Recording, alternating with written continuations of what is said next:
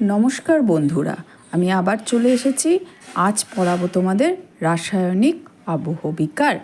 যে আবহবিকার রাসায়নিক প্রক্রিয়া সংগঠিত হয় তাকে রাসায়নিক আবহবিকার বলে।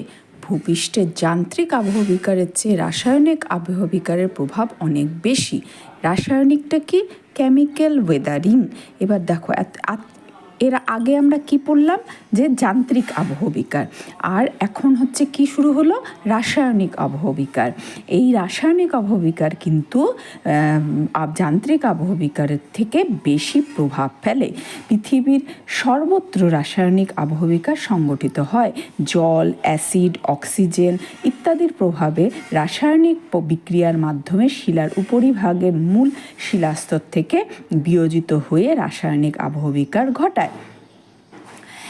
কি হলো জিনিসটা? জল, অ্যাসিড, অক্সিজেন বিভিন্ন রকমের বিক্রিয়ার মাধ্যমে কি হয় যে এই শিলার উপরিভাগের মূল শিলাস্তর থেকে বিয়োজিত হয়। উপরিভাগের শিলাটা কিন্তু প্রধান শিলার থেকে কি হয়? বিচ্ছিন্ন হয়ে যায়। একে কি বলা হয়? রাসায়নিক আবহবিকার। সংজ্ঞায় একটা তোমাদের দেওয়া হচ্ছে।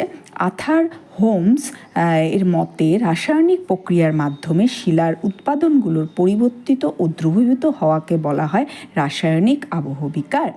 প্রতিটি শিলা বিভিন্ন খনিজের সমন্বয়ে গঠিত। এটা তো তোমরা সবাই জানো যে শিলা কিন্তু এক সমপ্রকৃতির শিলা কিন্তু সবসময় যে দেখতে পাবে তোমরা বা খুঁজে পাবে সেটা কিন্তু নয়। রাসায়নিক প্রক্রিয়ার মাধ্যমে শিলার উপাদানগুলি যখন পরিবর্তিত হচ্ছে তখন তাকে কি বলা হয়? রাসায়নিক আবহবিকার। এবার দেখো, এরা কিন্তু যোগসূত্র বস্তু দ্বারা পরস্পরের সঙ্গে ঘনিষ্ঠভাবে সংযুক্ত।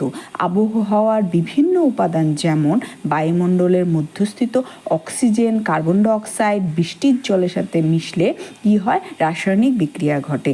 এই জলের সংস্পর্শে শিলার মধ্যস্থিত খনিজ পদার্থগুলো যোগসূত্র বস্তু নষ্ট হয়ে যায়। তখন শিলাস্তর সহজেই বিয়োজিত বা চূর্ণ বিচূর্ণ হয়ে পড়ে। তোমরা তোমাদের ঘরের বর্ষাকালে তোমাদের অনেক সময় দেওয়ালে অথবা গ্রিলে দেখতে পাওয়া যায় যে দেওয়ালের যে অংশটা কিন্তু ফুলে উঠেছে, অথবা গ্রিলের যেই জায়গাটা তোমরা দেখবে মরচে পড়ে যায়। হ্যাঁ, তো কিছু বেশি যেই সব গ্রিলগুলো জলে ভেজে বেশি সে বৃষ্টিপাতের সময় তখন দেখবে ওই সব জায়গা কিন্তু এই জিনিসগুলো কিন্তু এক ধরনের কি রাসায়নিক বিক্রিয়া হয়ে থাকে। এই জিনিসগুলো কিন্তু একটা ছোট উদাহরণ হিসাবে আমরা ধরে নিতেই পারি। বিভিন্ন প্রকার পরিবর্তন। তবে বায়ুর সকল উপাদান সব রকমের খনিজ রাসায়নিক বিক্রিয়া ঘটে না বা রাসায়নিক বিক্রিয়ার হার সমান নয়। তাই রাসায়নিক আবহবিকারের ফলে ভিন্ন ভিন্ন শিলায় পরিবর্তন দেখা যায়। যেমন শিলার আয়তন ও ওজন বৃদ্ধি পায়, ফলে শিলার পৃষ্ঠতলে প্রসার ঘটে। শিলার আয়তনটা কি হয়? বেড়ে যায়। তার কি হয়? ওজনটা তখন বেড়ে যায়। আয়তন বাড়লে ওজন বাড়বে, ফলে কি হয়? শিলার পৃষ্ঠতলে প্রসারণ ঘটে। শিলার কণাগুলোর ক্ষুদ্রতর অংশে বিভক্ত হয়ে যায়। শিলার মধ্যে যে ছোট ছোট কণা দিয়ে একত্রিত হয় সেটা কি হয়? ক্ষুদ্রতর অংশে ভেঙে ভেঙে টুকরো হয়ে পড়ে যায়। শিলা পৃষ্ঠে পীড়ন ও টানের উদ্ভব হয়। যে কোনো বিক্রিয়া বা সংঘর্ষের ফলে কি হয়? তার উপর প্রবল রকমের চাপ ও উৎপীড়নের সৃষ্টি হয়। এটা আমরা মরু অঞ্চলেও দেখেছি, এটা আমরা পার্বত্য অঞ্চলেও দেখেছি, যেটা নাকি যান্ত্রিক আবহবিকারে দেখলাম। এখন রাসায়নিক আবহবিকারে কিন্তু এই যে পীড়ন বা টান এই জিনিসটা কিন্তু আমরা অবশ্যই দেখতে পাবো। খনিজ ঘনত্ব কমে যায়, এর ফলে কখনো কখনো কি হয়? ফাটল দেখা দেয়। গতিশীল আর কখনো বা স্থিতিশীল পদার্থের সৃষ্টি হয়। তাহলে খনিজ ঘনত্বও কমে যাচ্ছে, আবার কি হচ্ছে? গতিশীল আবার কখনো স্থিতিশীল পদার্থেরও সৃষ্টি হচ্ছে। প্রবাহিত অঞ্চল কোথায় কোথায় আমরা এই ধরনের দেখতে পাই যে রাসায়নিক আবহবিকার গুরুত্ব কিন্তু অনেক বেশি যান্ত্রিক আবহবিকার থেকে, কারণ পৃথিবীর সর্বত্র রাসায়নিক আবহবিকার সংগঠিত হয়। নিরক্ষীয় অঞ্চলে উষ্ণতা ও বৃষ্টিপাত উভয়ই হয়ে থাকে। তোমরা জানো নিরক্ষীয় অঞ্চলে কিন্তু বৃষ্টিপাতের সবচেয়ে বেশি পরিমাণ কিন্তু হয় মূলমধ্যরেখার জায়গাটাতে। এইখানে দেখো, এখানে রাসায়নিক আবহবিকার প্রাধান্য লক্ষ্য করা যায়। আবার মৌসুমী অঞ্চলে একটা একটানা আর্দ্র ঋতু একটানা শুষ্ক ঋতুর চলার ফলে পর্যায়ক্রমে ধৌত প্রক্রিয়া ও কৌশিক প্রক্রিয়ার ফলে যান্ত্রিক এবং রাসায়নিক উভয় প্রকার আবহবিকারেও অধিক পরিমাণে সংঘটিত হয়ে থাকে।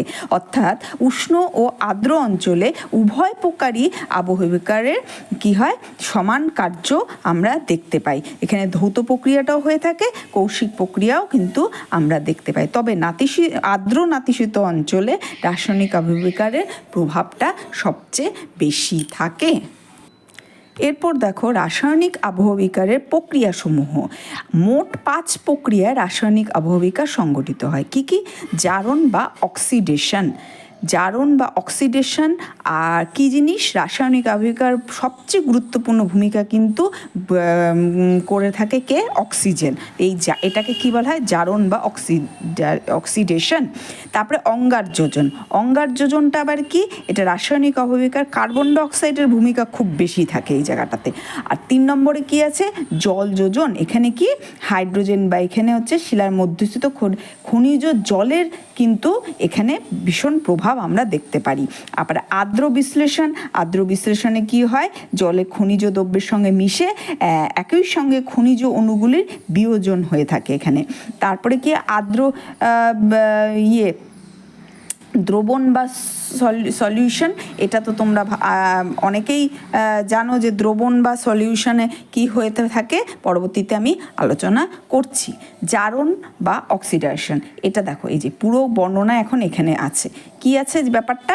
রাসায়নিক আবহবিকারে সবচেয়ে গুরুত্বপূর্ণ ভূমিকা গ্রহণ করে অক্সিজেন, কারণ বৃষ্টির জল, ভূপৃষ্ঠের জল, ভূগর্ভের জল বা ভৌমজল ইত্যাদি সমস্ত জলেরই অক্সিজেনে দ্রবীভূত অবস্থায় থাকে। ঠিক আছে? প্রত্যেকটা জলে কি থাকে? অক্সিজেন কিন্তু লুকিয়ে থাকে বা দ্রবীভূত অবস্থায় থাকে।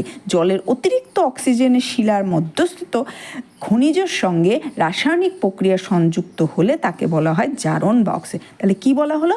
জলের অতিরিক্ত অক্সিজেন, জলের মধ্যে যে অতিরিক্ত অক্সিজেনটা থাকে সেটার সাহায্যে শিলার মধ্যস্থিত খনিজ ও অতিরিক্ত অক্সিজেন সেটার যখন রাসায়নিক প্রক্রিয়া সংযুক্ত হয় তাকে কি বলা হয়? জারণ।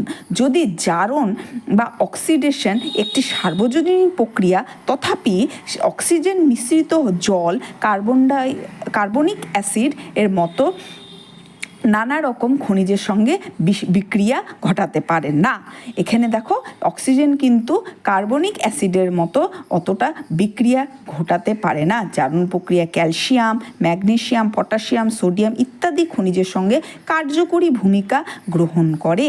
এই প্রক্রিয়া জলে দ্রবীভূত অক্সিজেনের লৌহর সঙ্গেই সহজেই বিক্রিয়া ঘটায়। সেটা তো আমি প্রথমেই উদাহরণ দিলাম যে আমরা লোহায় মরচে পড়াটা, সেটা আমরা দেখে থাকি, খুবই অহরহই দেখা যায়। আচ্ছা, তাই এইসব শিলায় সিডিরাইট, সিলিকেট, পাইরাইট রূপে লোহা বিদ্যমান, সেগুলোর জারণ প্রক্রিয়া সর্বাধিক। জারণ প্রক্রিয়ার জন্য তাতে লাল, হলুদ বা বাদামি রঙের ছোপ পড়ে। জারণ প্রক্রিয়ায় ফেরাস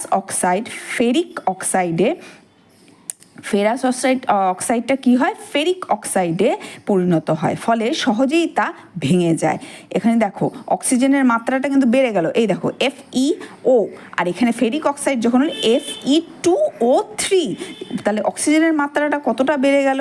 পরিণত হয়ে সহজেই কি হয়? ভেঙে যায়। এখানে প্রথমেই বলা হয়েছে যে অক্সিজেনের মাত্রা যখন প্রচণ্ড রকম বেড়ে যায় তার সাথে রাসায়নিক আবহবিকারটা বেশি হয়ে হয়, তখন সেই জন্য লৌহ নির্মিত দ্রব্য মরচের দেখো ফর্মুলাটা কি? ফেরিক অক্সাইডে Fe2O3 পড়ে অল্প দিনের মধ্যেই নষ্ট হয়ে যায়। জারণ প্রক্রিয়ায় লৌহ কিভাবে বিভিন্ন প্রকার রাসায়নিক যৌগের সৃষ্টি করে তা একটি উদাহরণ হিসাবে দেওয়া হলো। এই দেখো সমীকরণে কি আছে? Iron plus oxygen, Fe4Fe plus 3O2 equals to 2Fe2O3। এখানে আয়রন, এটা জল প্লাস অক্সিজেন মিলে কি হলো? লিমোনাইট গঠন হয়ে গেল। এটা কি হয়েছে? এটা এই যে আয়রন, অক্সিজেন, হেমাটাইট। আর পরেরটা কি আছে? আয়রন, জল, অক্সিজেন এই সংমিশ্রিত হয়ে কি হলো? লিমোনাইট। এখানে ফর্মুলাগুলো লেখা আছে, এই যে 4FeO, 3H2 ও আর O2 এগুলো সব সংমিশ্রিত হয়ে কি হলো, লিমোনাইট 2Fe2O3 3H2O, এটা কি গঠন হলো। আয়রন, আর্দ্র আয়রন পাইরাইট বা আয়রন ডাইসালফাইড, পরিবেশে oxygen, ferrous sulphate, sulphuric acid. এই সমীকরণটা কি দেখো, এই জিনিসটার সাথে মিশ্রিত হয়ে কি উৎপাদন হচ্ছে, এই দেখো 2Fe2S2 H2O আর 7O2। দেখো এখানে অক্সিজেনের পরিমাণগুলো দেখেছো, ধীরে ধীরে বেড়ে বেড়ে জিনিসটা কি থেকে কি হচ্ছে। এখানে 2FeSO4 প্লাস 2H2SO4, এটা গেল তোমার জারণ। তো জারণ ব্যাপারটা তোমরা বুঝতে পারলে যে কোনো